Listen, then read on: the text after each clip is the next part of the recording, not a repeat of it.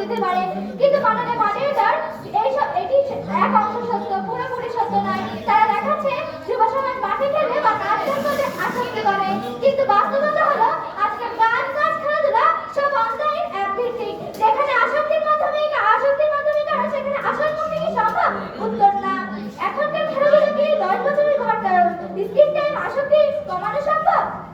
তাদের শুধু আবেগই আছে, যুক্তি নেই। কিন্তু তারা হয়তো বা ভুলে গেছে যে যুক্তি দেয়, যুক্তি মেলে। এতে মোবাইলে ব্যস্ত রাখলে, শুধু খেলা বা সাংস্কৃতিক কার্যক্রমে ব্যস্ত রাখলেই আসক্তি দূর হবে না।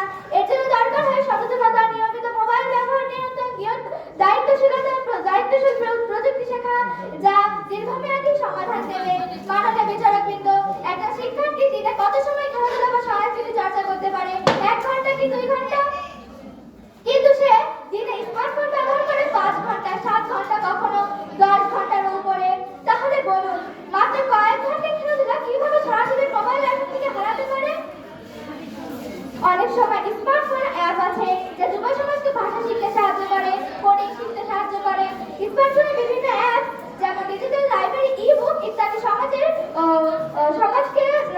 জ্ঞান অর্জনে সাহায্য করে। স্মার্টফোনের মাধ্যমে যুব সমাজ সহজেই হেলথ টিপস, ফিটনেস গাইড ইত্যাদি পাচ্ছে। বিজ্ঞ বিচারক বিজ্ঞ